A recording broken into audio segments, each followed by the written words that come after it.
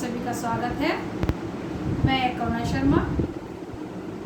मैं आज आपको चैत्र शुक्ल पक्ष के नवरात्रों को कैसे मनाना चाहिए और वो किस दिन प्रारंभ हो रहे हैं और उनका क्या विधि विधान है, किस तरह से हमें पूजा पाठ करनी चाहिए, इसके बारे में बताऊंगी। इससे पहले आप सभी से निवेदन है कि अगर किसी ने मेरा YouTube चैनल सब्सक्राइब नहीं किया है तो कृपया करके सब्सक्राइब कीजिए, लाइक कीजिए और बेल आइकन बटन जरूर दबाइए।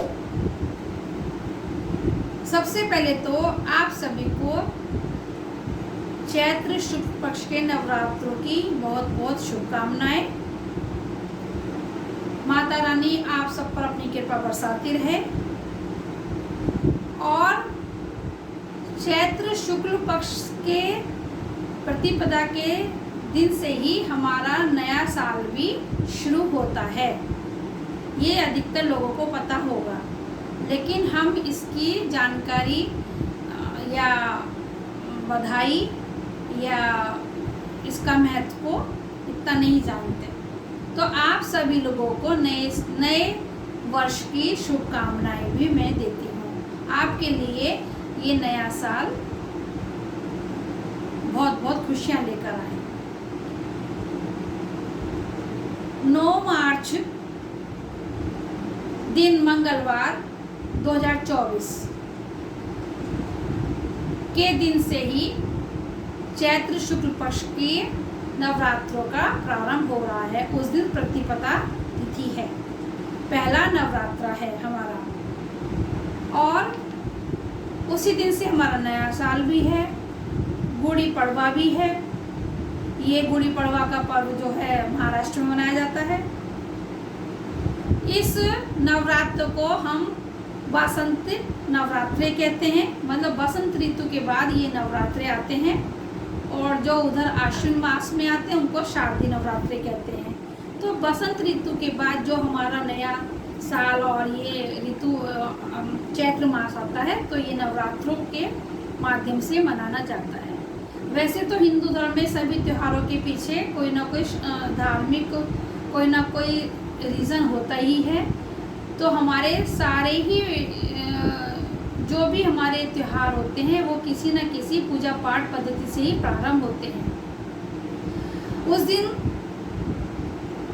मंगलवार जो 9 तारीख है और कलश जो ये हमारा नवरात्रे प्रारंभ हो रहे हैं, तो उस दिन सर्वार्थ सिद्धि योग भी है और अमृत सिद्धि योग भी है। वो पूरे दिन ही रहेगा, तो इस तरह से ये बहुत शुभ दिन माना जाएगा। नवरात्र शुरू होने से पहले तो हमको इनकी तैयारी पहले करनी लेनी चाहिए, जिससे हम उस दिन अच्छे से अपनी पूजा पाठ कर सकें और अच्छे से माता रानी का हम पहले से ही सब व्यवस्था करके रखेंगे, तो पूरे दिन हम समय से उसकी पूजा पाठ कर सकते हैं। इसमें जो हमारा है 16 अप्रैल को दुर्गाष्टमी है और 17 अप्रैल को रामनवमी है। मतलब ये 9 दिन तक चलेगा। पूरे ही इस बार पूरे नवरात्र हैं, कोई बीच में नवरात्र कम या ज़्यादा नहीं हो रहा है।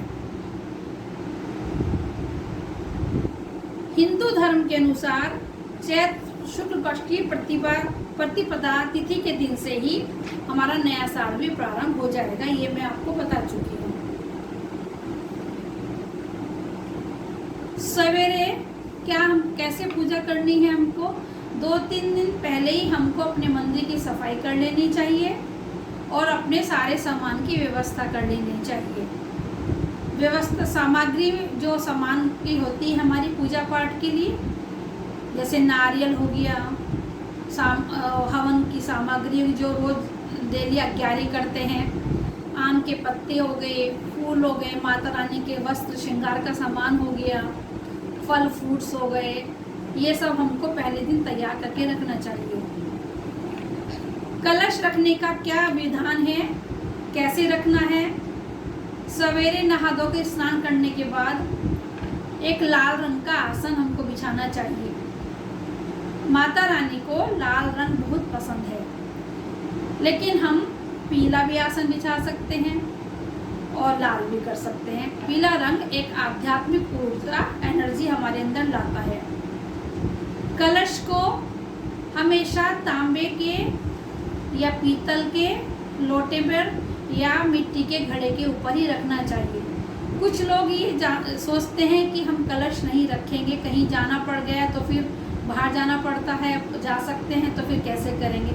लेकिन कलश के बिना पूरे नवरात्रों का व्रत जो है पूर्ण नहीं माना जाता।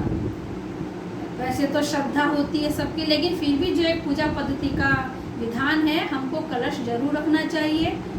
उस कलश को लोटे के ऊपर हमको कलावा बांधना चाहिए।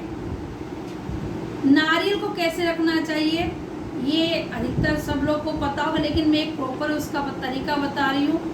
जो जटा वाला नारियल होता है और ऊपर उसमें जो तीन मतलब आंखें, दो आंखें बनी रहती है, एक नीचे उसका मुंह बना रहता है, वो हमेशा अपने सामने हमारी तरफ होना चाहिए। मतलब आंखें उनकी, और उस पर थोड़ा चोटी भी होनी चाहिए, डायरेक्ट बिना चोटी के ऊपर की तरफ आंखें ना, वो आंखें हमारी तरफ होनी चाहिए, जिससे वो श्रीफल मतलब लक्ष्मी जी का रूप माना जाता है नारियल को। तो हमारी तरफ उन्हें तो देखते हुए होने चाहिए। उस पर हमेशा हमको मोली भी बांधनी चाहिए, चुनरी लगानी चाहिए।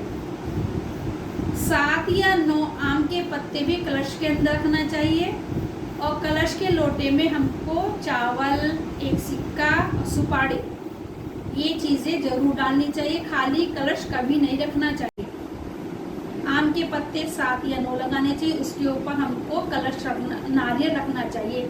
नारियल के नेत्र हमारी तरफ होना चाहिए। और कलश रखते समय हमेशा कलश जो है हमारे दाहिने हाथ पे होगा और माता के वो बाएं हाथ पर पड़े। हमारे दाई साइड में कलश होना चाहिए। और जो लोग अखंड जोत जलाते हैं वो हमारे बाई साइड में होनी चाहिए। अखंड जोत के लिए बत्ती हमेशा सफ़ेद होनी चाहिए, या मतलब कुछ लोग कलावे की भी लगा लेते हैं, वो भी ठीक है, लेकिन कोशिश करें रुई की बत्ती पूरी होनी चाहिए, लंबी। माता को नित्य प्रति पीले या लाल या सफ़ेद, इन तीनों रंगों के फूलों को अर्पण करना चाहिए माता रानी को। पीला रंग आध्यात्मिक होता है, आध्यात्मिक शक्ति देता है और एक एनर्जी देता है, सकारात्मक ऊर्जा देता है। और लाल रंग जो है एक एनर्जी देता है, उत्साह देता है। और सफ़ेद कलर के फूलों से हमारे मन की शांति होती है और हमारा उसमें ध्यान लगता है, एकाग्रता बढ़ती है। माता रानी के भोग में हमको कलश रखते समय वहाँ पर हमको एक पान, 2 लौंग, एक इलायची, एक सुपारी भी कलश और एक फूल कलश को भी समर्पित करना चाहिए। माता रानी के प्रसाद में पंचमेवा का भोग डेली लगाना चाहिए। उसमें बताशा अनिवार्य है। माँ को बताशा, लौंग, पान, सुपारी ये बेहद पसंद है। फ्रूट्स जो ये सेब और केला और बादाम, छुआरा माता रानी के भोग में नहीं लगाना चाहिए। बादाम और काजू और मखाने का, किशमिश का, मिश्री का प्रसाद हम लगा सकते हैं। सप्तशती का पूरा पाठ करना चाहिए माता रानी के 9 दिन। प्रतिदिन एक अध्याय करना चाहिए। सप्तशती जी का पाठ करना चाहिए। केला की स्तोत्र पढ़ना चाहिए, कवच पढ़ना चाहिए। और अगला स्तोत्र पढ़ने से भी हमारे घर में सुख शांति आती है। ये नित्य प्रति हमको पाठ करने चाहिए।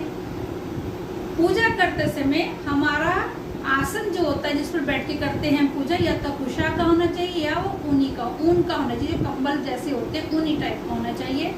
और कोशिश करें वो काले या नीले रंग का ना हो, लाल या पीले रंग का ही होना चाहिए। इससे एनर्जी लेवल, उत्साह लेवल बहुत अधिक बढ़ता है पूजा पाठ करने से। अगर हम इन बातों का पूजा में ध्यान रखते हैं और विधि विधान से करते हैं तो हमारा जो जीवन में सफलताएं और हमारे जो सारे हमारे जो क्या मतलब काम नहीं हो रहे हैं वो पूरे होने लगते हैं। वैसे तो विधि विधान का कोई भी मतलब पूजा पाठ की पद्धति का कोई भी अंत नहीं, अथाह है, किसी बहुत अनेक पद्धतियां हैं किस तरह करना चाहिए, लेकिन जो ये घर में होती हैं ये मैंने आपको बताई है, जो घरेलू जो गृहस्थ लोग करते हैं इसमें उनके लिए इतना ही काफ़ी है और इसको हमें ध्यान रखना चाहिए। इसके साथ ही मैं आज का ये एपिसोड विराम करती हूँ। नमस्कार, जय माता।